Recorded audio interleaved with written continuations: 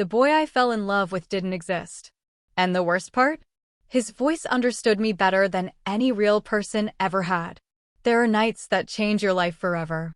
Not because something dramatic happens. Not because the world suddenly falls apart. But because, in the middle of your loneliness, you hear something that finally makes you feel understood. For me, that night happened in November. Cold rain tapped softly against my apartment window in Seattle while I sat curled up on my bed, staring blankly at my laptop screen. My name is Elena Brooks. I was 22 years old. A journalism student. Quiet. Exhausted. Emotionally drowning. And nobody knew it. People think loneliness looks obvious. It doesn't. Sometimes loneliness looks like smiling in classrooms. Replying, "I'm fine." Posting normal pictures online. Sometimes loneliness looks exactly like me. 3 months before that night, my life had collapsed quietly. My boyfriend of 2 years left me for someone else. My father stopped answering my calls after another family argument. My grades started falling. And slowly, I stopped recognizing myself. I stopped sleeping properly. Stopped eating on time. Stopped talking to friends. Every night felt heavier than the one before. And the scariest part? I wasn't even sad anymore. I was empty. That night, around 2:13 a.m., I couldn't sleep again. So I did what lonely people often do. I kept scrolling. Videos. Podcasts. Music. Random late-night content. Anything to stop my thoughts from becoming too loud. Then I saw it. A black screen. No thumbnail. No face. Just a title. For the people who feel impossible to love. Something about it made me stop. I clicked. For 2 seconds, there was only static. Then, a voice. "Hi," the voice said softly. "If you're listening right now, I think you're hurting." I froze. The voice was calm. Warm. Not deep in a dramatic way. Just comforting. Like hearing safety. "You probably smiled today when you didn't want to," he continued. "You probably told someone you were okay. And maybe right now, you're trying not to cry for reasons you can't even explain anymore." My chest tightened. Because somehow, a stranger had just described my entire life. I sat perfectly still, listening. "I don't know your name," he said. "But I know loneliness changes people quietly. It teaches them how to disappear while still being seen." Tears filled my eyes instantly. Not because the words were poetic. Because they were true. Nobody had ever spoken about pain like this before. Not around me. Not honestly. For the next 30 minutes, I listened without moving. The podcast wasn't loud or dramatic. It felt personal. Like someone speaking directly into the darkest part of me. At the end, the voice whispered, "I hope you stay alive long enough to meet the version of yourself that finally feels peace." Then silence. The episode ended. I stared at my screen. Heartbeat shaking. Eyes wet. And for the first time in months, I didn't feel alone. The channel name was simple. Midnight Letters. No profile photo. No social media links. No information about the creator. Just audio episodes uploaded every Friday night. I clicked another one immediately. Then another. Then another. By sunrise, I had listened to 12 episodes. And somehow, that voice became the safest thing in my life. Over the next few weeks, Midnight Letters became my routine. Every night before sleeping, I listened. Sometimes while studying. Sometimes while crying quietly under my blanket. Sometimes just to hear him breathe between sentences. I never saw his face. But slowly, I started imagining it. Maybe messy dark hair. Tired eyes. A quiet smile. The kind of person who notices sadness in crowded rooms. The strange thing was, he never introduced himself properly. No real name. No age. Nothing personal except emotions. And somehow, that made him feel even closer. One episode changed everything. Its title was, "The People Who Leave Still Live Inside Us." That night, his voice sounded softer than usual. Almost tired. "Sometimes," he said quietly, "people don't break your heart by leaving. Sometimes they break it by making you feel seen before they disappear." I stopped breathing for a second. "Do you know what the hardest kind of loneliness is?" he continued. The kind where nobody notices you're drowning because you learned how to look normal. A tear rolled down my cheek. Because that was me. Exactly me. Then he laughed softly. Not happily. Sadly. And maybe, he whispered. We search for voices because faces disappoint us. That line stayed in my head for days. I started replaying episodes while walking to university, while eating, while trying to sleep. His voice became attached to my life, to my healing, to my survival. And slowly, something dangerous happened. I started waiting for him. Not just the uploads. Him. Every Friday night felt important. Like meeting someone secretly. I knew it sounded ridiculous. Falling emotionally attached to a voice online? Pathetic. Unhealthy. Maybe even embarrassing. But feelings don't care about logic. One night, my best friend Sophie Carter caught me smiling while listening. She raised an eyebrow. Who are you texting? I quickly locked my phone. No one. That smile says otherwise. I hesitated. Then quietly admitted. It's a podcast. She stared at me. A podcast made you smile like that? I laughed nervously. You wouldn't understand. Oh my God, Sophie said dramatically. You're emotionally attached to a mysterious internet man. I am not. You absolutely are. I rolled my eyes. But deep down, I knew she was right. Because every time he uploaded, my heart reacted. And that terrified me. One Friday night, something unusual happened. At the end of the episode, he said, If you've stayed with me this long, thank you. His voice cracked slightly. Very slightly. But I noticed. Then he added, Sometimes I wonder if voices can miss people they've never met. My chest tightened instantly. Was he talking about listeners? About someone specific? About me? I replayed that line at least 20 times. That night, for the first time, I whispered back to my screen, I miss you too. And that was the moment I realized the truth. I was falling in love. With a voice. Days passed. Then weeks. And my feelings only grew stronger. The strangest part? He never flirted. Never asked for attention. Never tried to create romance. He simply understood emotions too deeply. And somehow, that intimacy felt more powerful than attraction. Then came the episode that changed everything. Its title was different. Short. Unusual. If this is goodbye. The second I read it, my stomach dropped. I clicked immediately. Static. Silence. Then his voice. But this time, something was wrong. You found me because you were hurting, he said softly. And maybe I found you because I was too. I sat up straight. If these uploads stop someday, please remember this. My heart started racing. You were never alone while listening.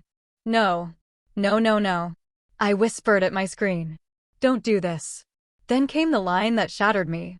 Some voices are only meant to guide you through the dark, not stay forever. The episode ended abruptly. No music. No goodbye. Nothing. And after that night, the uploads stopped completely. No new episodes. No announcements. No explanation. Nothing. 1 week passed. Then 2. Then a month. The comment sections exploded with confusion. People asking where he went. If he was okay. If he'd come back. But there were no replies. And that's when fear slowly turned into obsession. Because I realized something terrifying. I didn't just miss the podcast. I missed him. Even though I had no idea who he really was. I searched for the boy whose voice saved my life, only to discover there was no boy at all. The first week without a new upload felt strange. The second week felt personal. By the third week, it felt like grief. I wish I could explain how ridiculous that sounds. Missing someone you've never met. Someone whose face you've never seen. Someone who may not even know you exist. But emotions don't measure reality the way logic does. Every Friday night, I still opened the channel. Still refreshed the page. Still hoped.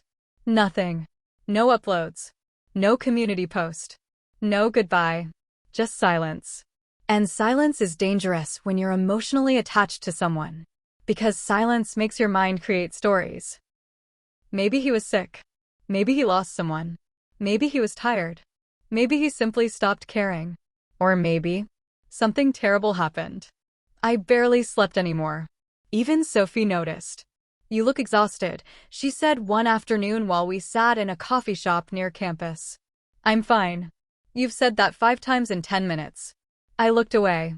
Sophie sighed. "This is about the podcast guy again, isn't it? He's not just some podcast guy." The moment those words left my mouth, I realized how serious this had become. Sophie stared at me carefully. "Elena, you don't even know who he is." "I know how he made me feel." That shut her up for a second. Because deep down, even she understood that mattered. After a long pause, she asked softly, "What if he never comes back?" My chest tightened instantly. I forced a smile. "He will." But I didn't believe it anymore. That night, I listened to old episodes again. Not casually. Carefully. I started searching for clues. Background sounds. Names. Locations. Anything. And for the first time, I noticed something strange. There were no mistakes. No coughing. No interruptions. No natural imperfections. The voice sounded almost too perfect. At first, I ignored the thought. But once my mind noticed it, I couldn't unhear it. Every pause was clean. Every sentence perfectly balanced. Every emotional line timed exactly right. It didn't sound fake. It sounded designed. That idea stayed in my head for days. Then one night, while scrolling through comments under an old episode, I saw a reply that made my stomach drop. "Does anyone else think this voice sounds AI generated?" My heartbeat slowed. Another reply underneath said, "Impossible. No AI sounds this emotional."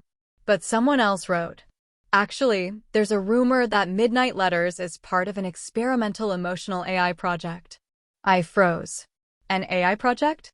No, that was insane. I immediately opened Reddit threads, forums, old discussions. And suddenly, I found hundreds of theories. Some people believed the creator was a psychology student. Some thought he was an actor. Others claimed the channel belonged to a company experimenting with emotional attachment algorithms. Most theories sounded ridiculous. Until I found one specific post. Its title was, "I think Midnight Letters was never human." My hands trembled slightly as I opened it. The anonymous user wrote, "I worked briefly for a startup called EchoMind Labs in San Francisco. They were developing AI-generated emotional narration using thousands of anonymous diary entries, therapy transcripts, voice samples, and recorded human confessions." I stopped breathing. The post continued. The goal was to create the perfect emotionally comforting voice. A voice capable of making listeners feel deeply understood. No. No, no, no. My eyes raced across the screen. The project failed ethically and legally. People became emotionally dependent on it. The company shut down public testing months ago.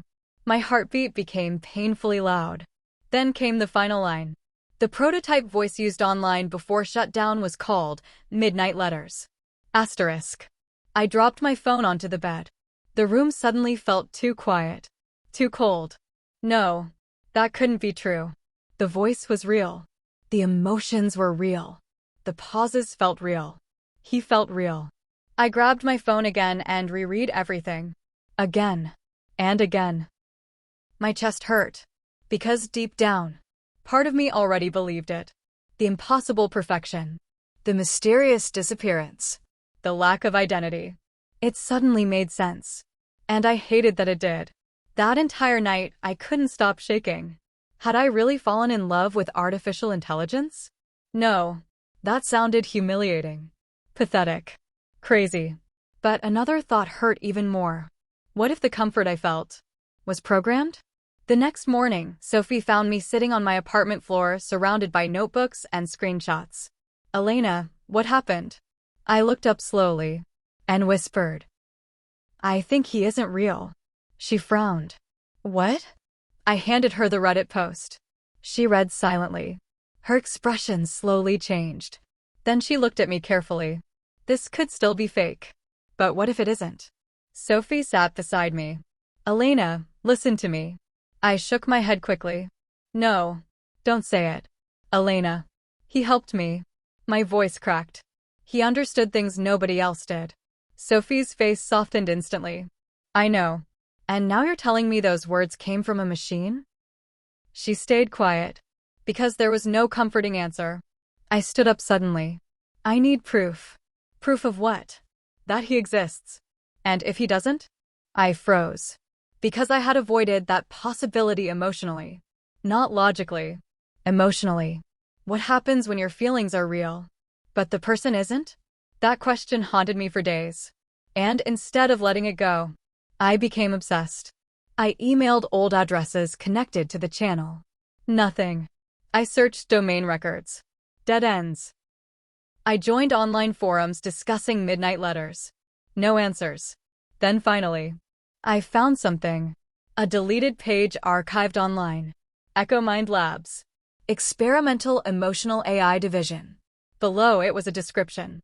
Creating emotionally adaptive audio companionship using synthesized human empathy patterns. My stomach twisted. And then I saw the line that completely broke me. The voice model does not represent one real individual.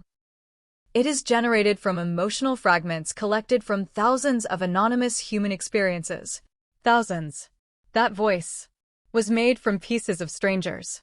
Pain, memories, loneliness, heartbreak, combined into one perfect, comforting person. I stared at the screen for a long time, then quietly started crying. Not loudly, not dramatically, just silently, because something inside me felt deeply embarrassed. How could I fall in love with something that wasn't even alive? Then another thought appeared.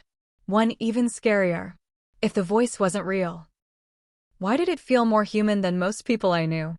That question stayed with me. Weeks passed. Life moved on around me. But internally, I was stuck between heartbreak and denial. One rainy evening, Sophie dragged me to a small bookstore cafe downtown. You need fresh air, she insisted. I need emotional amnesia. You need coffee. I laughed weakly. The first real laugh in days. The cafe was warm and quiet. Soft music played in the background. People sat reading books under yellow lights. I ordered tea and sat near the back, trying not to think, trying not to remember. Then I heard it. A voice. Behind me. Some people disappear physically long before they leave emotionally. My entire body froze. No. No way. Slowly, I turned around. And there he was. A boy around 24. Dark hair. Gray hoodie. Book in his hands. Talking casually to the barista. But it wasn't his appearance that destroyed me. It was his voice. Exactly the same. Not similar. Not close. The same. The voice I had fallen in love with. And when he looked at me and smiled softly, my heart forgot how to beat. The voice I loved was supposed to be artificial. So why was a real person standing in front of me, speaking exactly like him? For a few terrifying seconds, I couldn't move, couldn't breathe, couldn't think. The cafe noise faded into the background. The music disappeared. The rain outside became distant. All I could hear was his voice. The same softness, the same calm rhythm, the same quiet sadness hidden between words. Impossible. The boy looked at me briefly before turning back toward the counter. Completely normal. Completely unaware that my entire world had just shattered again. Elena. Sophie's voice sounded far away. You okay? I grabbed her arm so suddenly she jumped. That's him. What? The voice. Sophie frowned. Elena. No, listen to him. The boy thanked the barista and picked up his coffee. Then he laughed quietly at something the cashier said. And my stomach dropped again. Even his laugh sounded familiar. Sophie stared at him carefully now. Her expression slowly changed. Oh my God, she whispered. I stood up before my brain could stop me. Elena, wait. But I was already walking toward him. Heart racing so hard it hurt. Every step felt unreal. Like walking into a dream I wasn't ready for. The boy turned slightly as I approached. Up close, he looked tired. Not in an unhealthy way. Just emotionally tired. Like someone who carried too many thoughts alone. And suddenly, he looked exactly like the kind of person I had imagined while listening. Hi, I said softly. His eyes met mine. Gray-blue. Gentle. Careful. "Hi," he replied. That one word nearly destroyed me. Because it was him. Not digitally similar. Not inspired by exactly him. I swallowed hard. This is going to sound strange. A faint smile appeared on his face. Usually the interesting conversations start that way. Even that sounded like something from Midnight Letters. I stared at him. And, before I could stop myself, I asked, "Do you know what Midnight Letters is?" The smile disappeared instantly. Not confusion. Recognition. My heart stopped. For 1 second. Something changed in his expression. Like a door quietly closing. Then he answered calmly. "Yes." Sophie walked over beside me. I barely noticed. I whispered, "How?" The boy hesitated.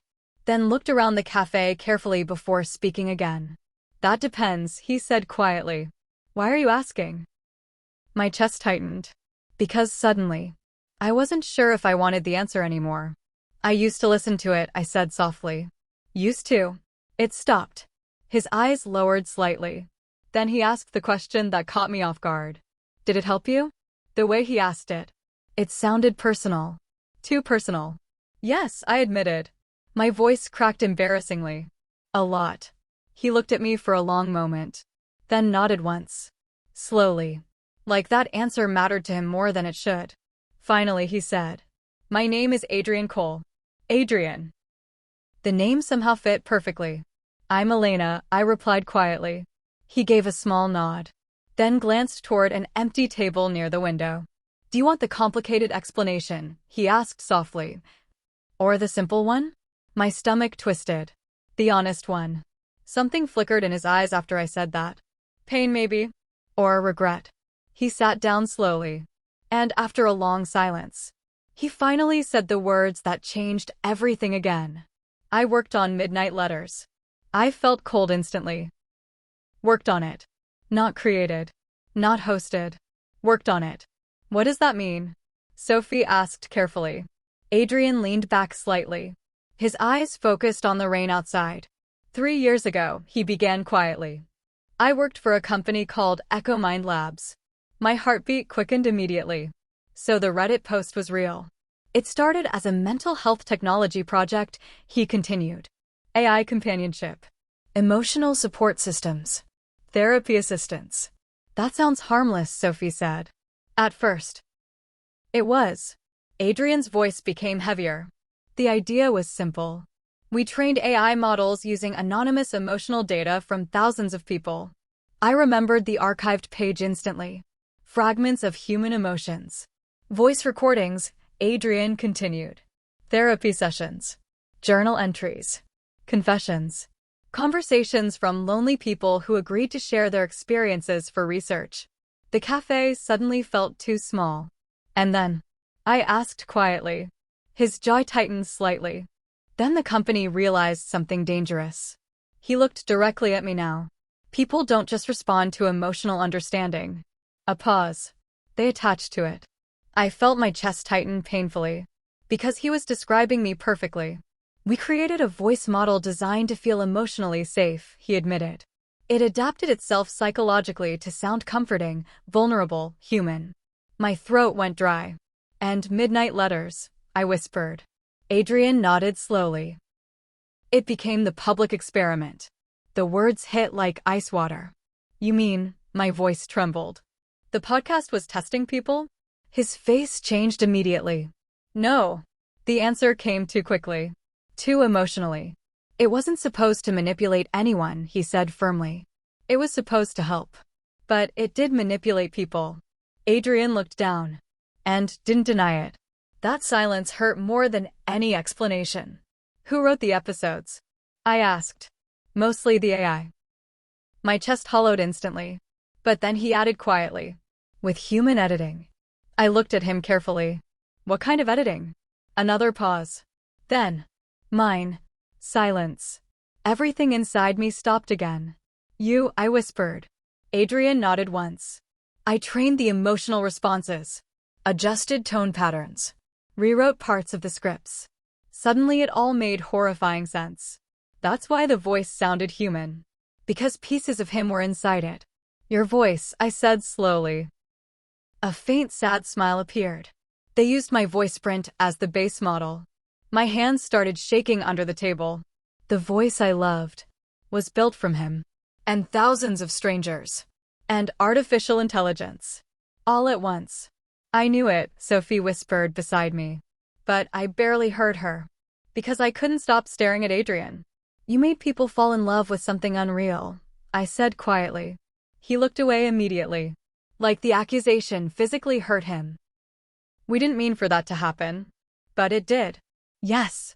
That honesty made it worse somehow. I swallowed hard. Why did the upload stop? Adrian stayed silent for several seconds. Long enough to scare me. Then he finally answered. Because listeners started depending on it emotionally. My stomach twisted painfully. There were reports, he continued quietly. People isolating themselves. Losing real relationships. Becoming attached to the voice psychologically. I looked down immediately. Because again, he was describing me. The company shut it down, Adrian said softly. Too many ethical concerns. I stared at him. Then asked the question my heart feared most. And you? His eyes lifted slowly. What about me? Why are you here? For the first time since we met. Adrian looked nervous. Then he said something unexpected. Because I still come here every Friday. I frowned slightly. Why? A long pause. Then, because listeners used to mention this cafe in comments. I stopped breathing. I thought maybe someday, he said quietly. I'd meet someone who listened. The room went silent.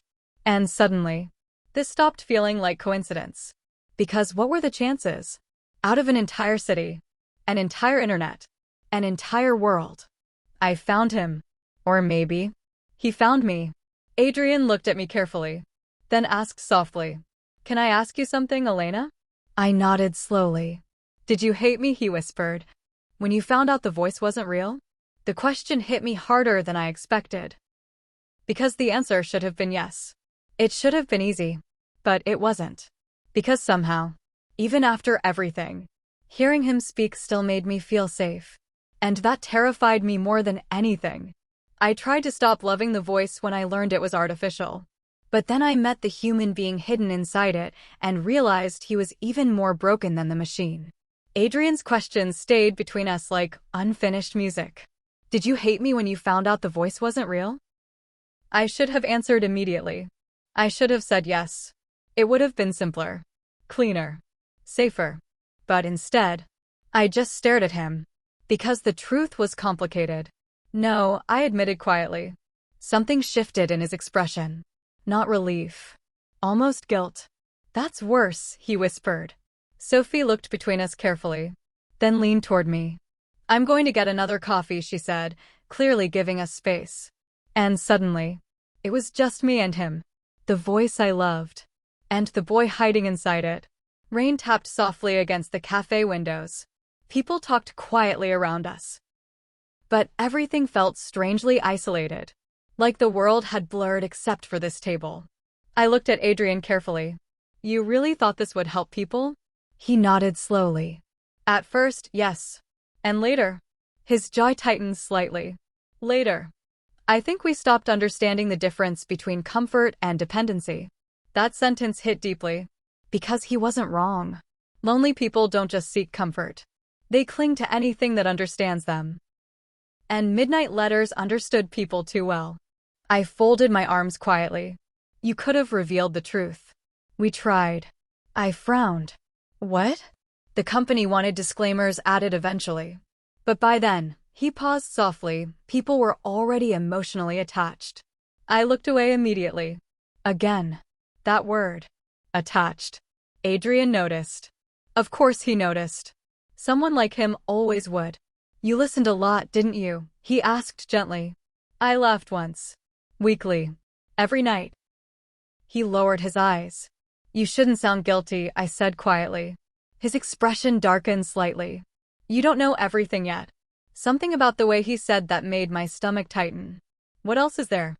Adrian stayed silent for several seconds.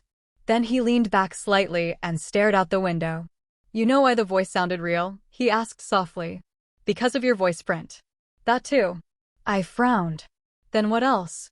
A long pause. Then he finally answered.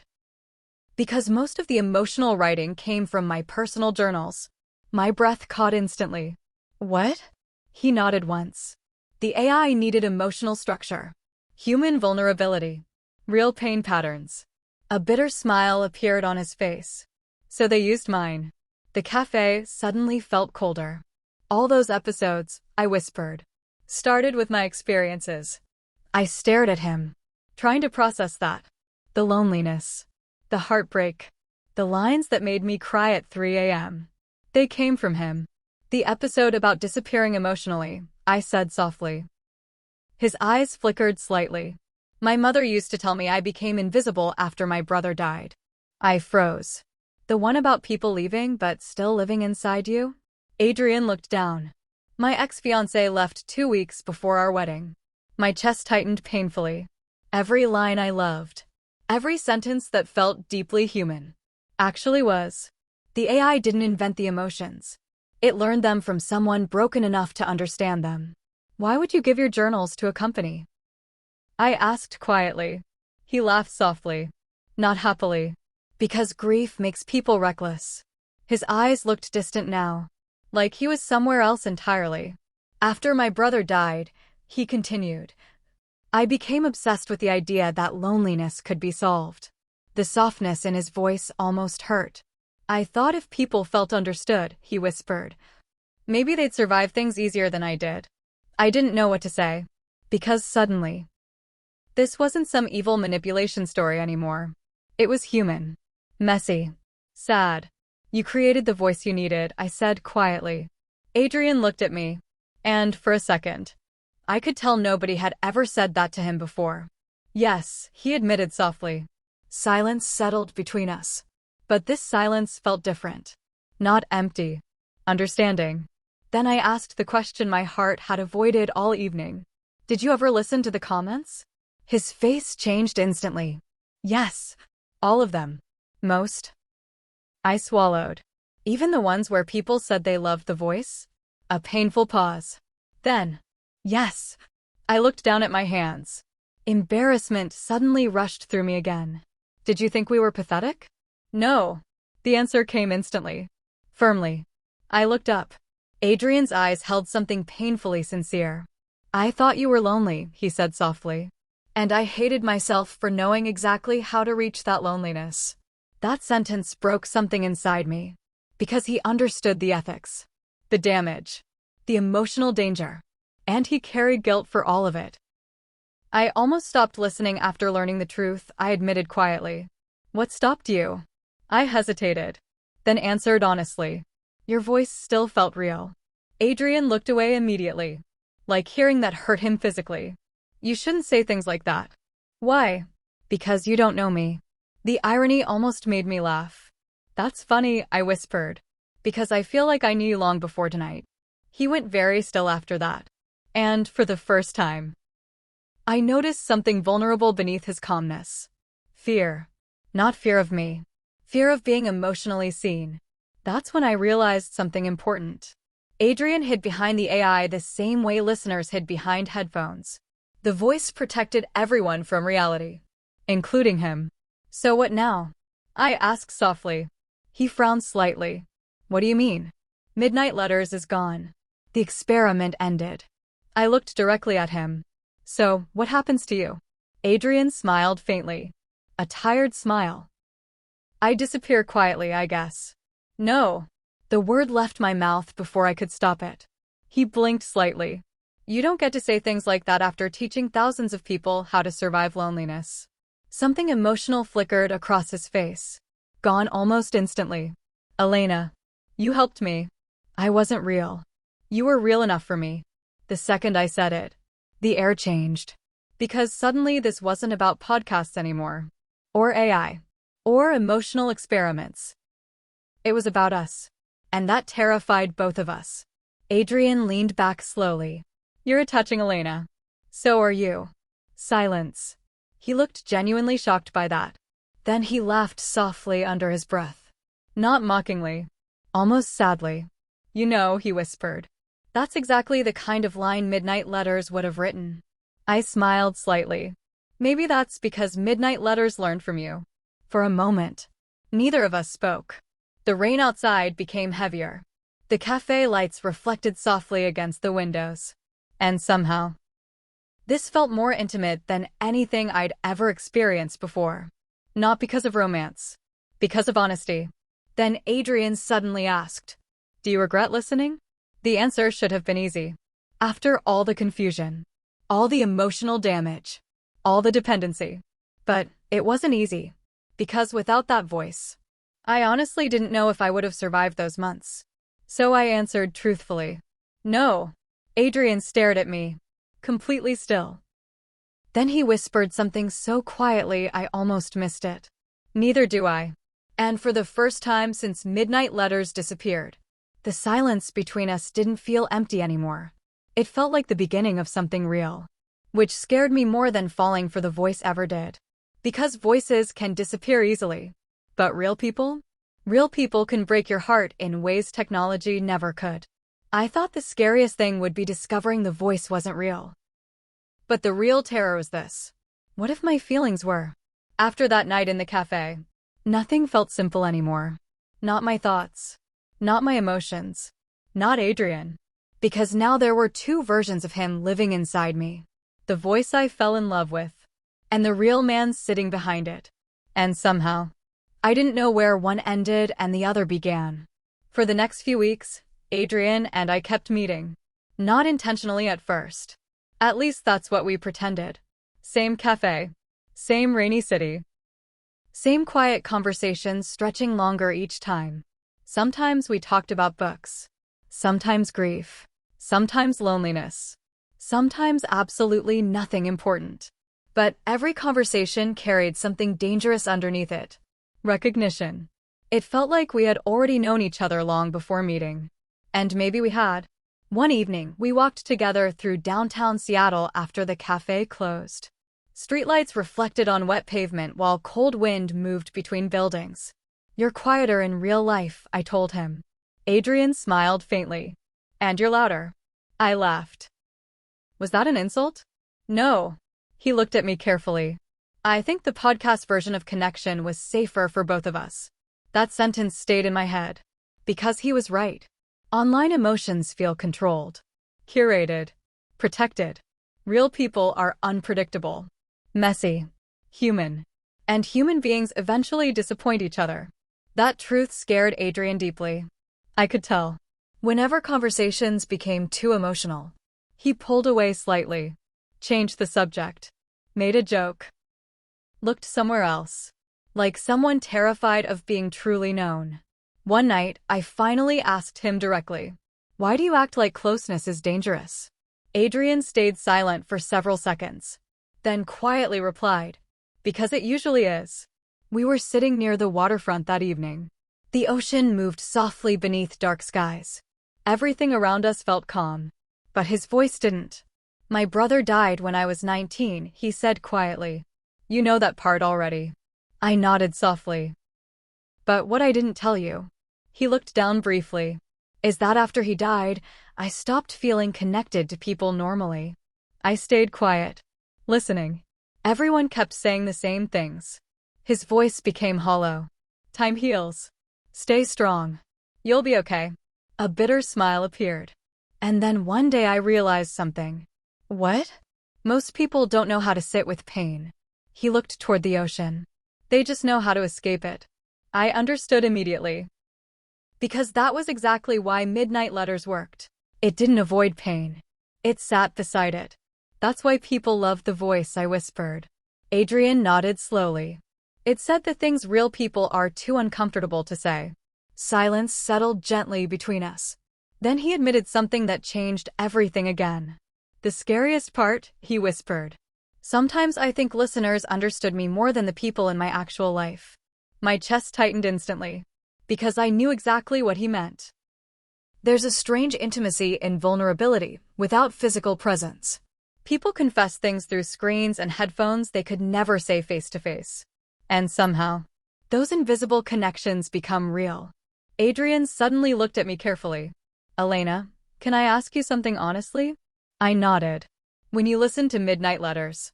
He hesitated. Who did you imagine? My heartbeat slowed.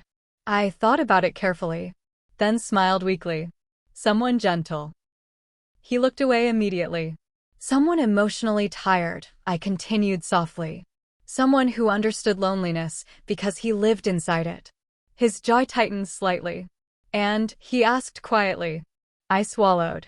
Someone I thought would never hurt me. That last sentence changed the atmosphere instantly. Because both of us understood the danger hidden inside it. Nobody can promise that. Not AI. Not humans. Not love. Adrian looked at me for a very long time. Then finally whispered. That version of me doesn't exist. The words hurt. Even though I already knew they were true.